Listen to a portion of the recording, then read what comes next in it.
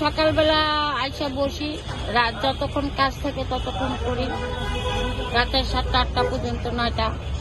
এটা ধরা বাঁধা নিয়ম না।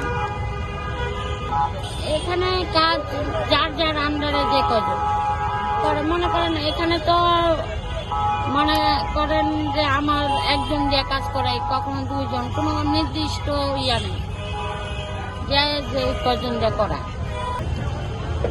মনে করেন এটা একটা গাইটা দিলে কোনোদিন বুধ বৃহস্পতি শুক্রবার, বৃহস্পতি শুক্রবার 3 টাকা করে, আর অন্য দিন 2 টাকা করে 1 পিস।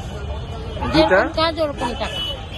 এই যে বাসর ঘরের চেন, এটা বাসর ঘরের চেন, পিস হিসাবে টাকা, পিস হিসাবে। গলার মালা বানিয়ে দিলে কোনো মালার মজুরি আছে 200 টাকা, কোনো মালার 100 টাকা, কোনো মালার 150 টাকা, কোনো মালার মজুরি আছে 20 টাকা। মালা বুঝা দাম। কাজের চাপ ততটা নাই। এখন হলো সব সেন্টারে বুকিং, সেন্টারে কাজ করায় আমাদের কাছে এখন আসে কম।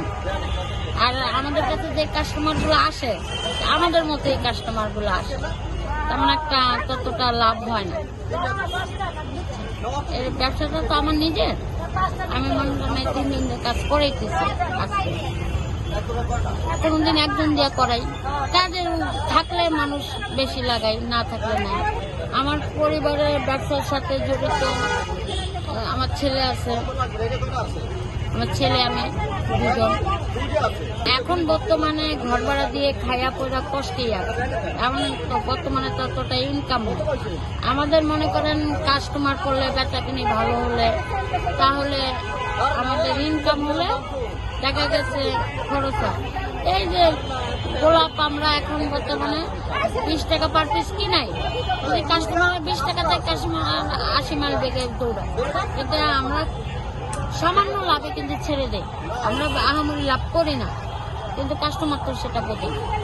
এরা যাইবো ওই যে ভিআইপি দোকানে যাইবো, 10 টাকার মাল 50 টাকা দিয়ে কিনবো, সেটা তখন তাদের পয়সা হয়। আর আমাদের কাছে আমরা 20 টাকা দিয়ে কিনছি, কিনা মাল 25 টাকা চাইলে মানে তারা নিতে চায় না। আমার দোকানে এভরিথিং, আপনি স্টেজ, কন, গাড়ি, বাসর, আর যে কোনো কাজ আমরা কাজও করি। আমার দোকানের নাম হলো নিম সৃষ্টি পুষ্পলয়। আমরা যে কোনো কাজ, গাড়ি, বাসর, স্টেজ, এভরিথিং, যে কোনো কাজ আমাদেরকে বললে আমরা করে দিই। এই পেশায় আসলাম, মনে করেন এখানে আইসা তো আর এই পেশাটা ধরি নাই। আইসা মানুষের কাজ কাম করছি, মানুষের মালামুলা গাইতা দিছি। তারপরে যেমন আস্তে আস্তে নিজেই ব্যবসাটা ধরলাম। টুকরি নিয়ে বইতাম, টুকরি দিয়ে মাল বেচতাম। তারপরে আস্তে আস্তে আর কি দোকান করলাম। আল্লাহর উপরে আল্লাহর দান।